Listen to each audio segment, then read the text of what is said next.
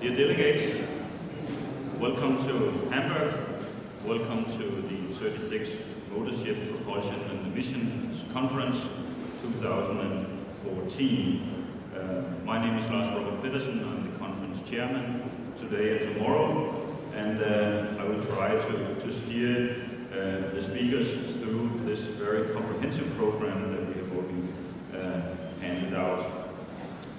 Before I get into my opening address, I would like every one of you to remember to turn off or switch your mobile phones to silent mode when you're in the conference room.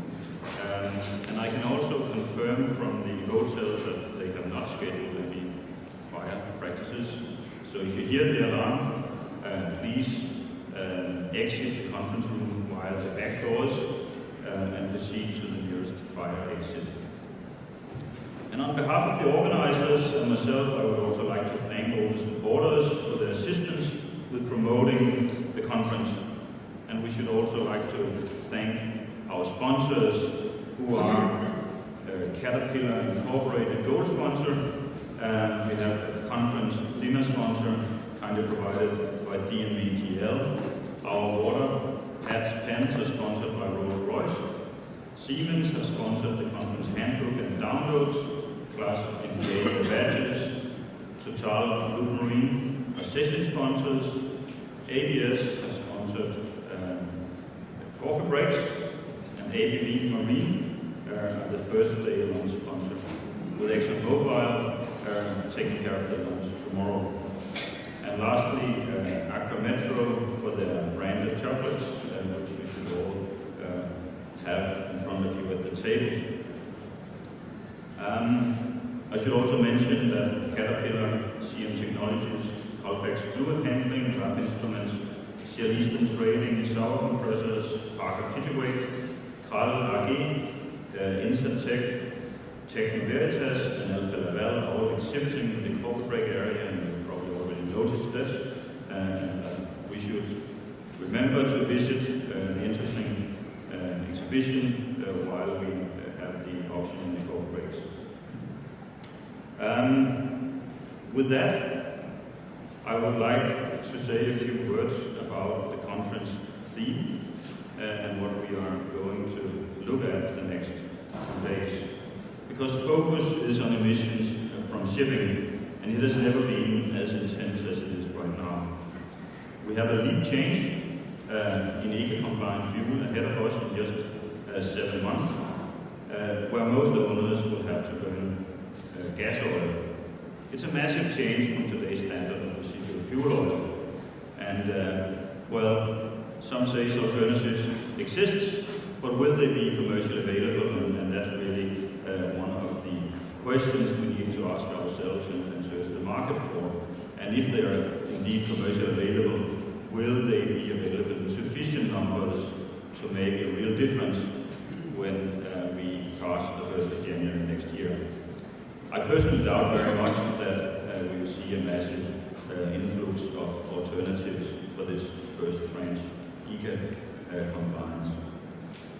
So the default compliant fuel will be distillate with a huge price tag to it, and with that comes inherent compliance issues. Compliance issues that actually have the possibility to substantially skew the competition between ship owners in our industry. But again, sulfur can be tackled in many ways, and the price tag is also the driver that will force some owners to look for alternatives. LNG is one alternative, and increasingly we hear about others, like methanol. Many options seem possible, but maturity for the market is what really matters to make the day for any of those alternatives that are being presented. The regulatory community is also preparing for this new situation with many different fuels.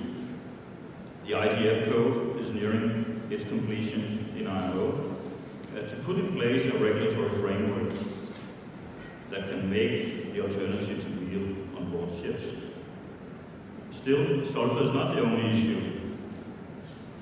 NOx Tier 3 is going to happen, and we are back to 2016, as was the original date from Marble Annex 6.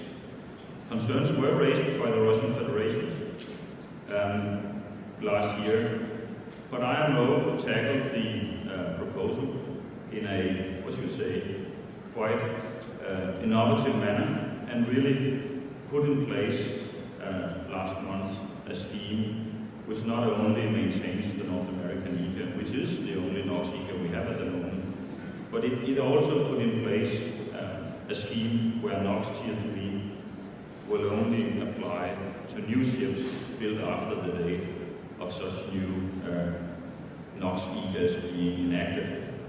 That's not a bad result, because it really removes uncertainty for ship owners about new ECAs, but at the same time it can also substantially be a catalyst for adopting new ECAs, because the retroactive application is being removed. And on top of these two major issues, we have the other rumblings about black carbon in the Arctic. We're still struggling with CO2 emission in general from shipping, and both issues are on the agenda at IMO. Both issues with potential to require changes to the propulsion technology we employ in shipping. So the next 2 days will provide you with substantial insights in all of the above-mentioned issues, and possibly many more.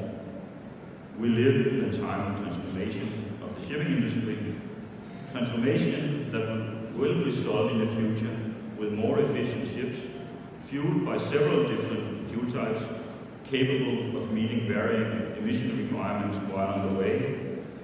Truly a more complex future compared to what we have now. And I wish you all the best for a valuable and educational experience here in Hamburg. Welcome.